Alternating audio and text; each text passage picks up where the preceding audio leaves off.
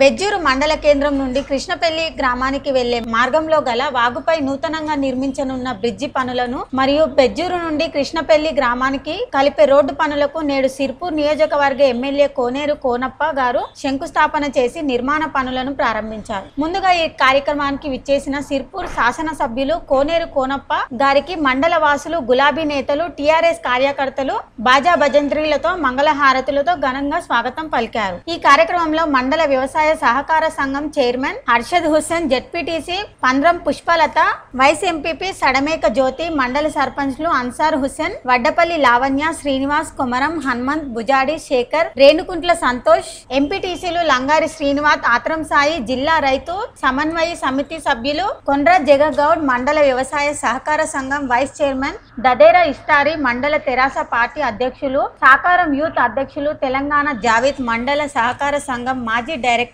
డోకే వెంకన్న, డైరెక్టర్లు కూరసింగ్ ఓం ప్రకాష్, శ్రీహరి, ఉప సర్పంచ్ నికాడి బాబురావు, మండల తోటమాలి అధ్యక్షులు కోటేరంగి రామకృష్ణ,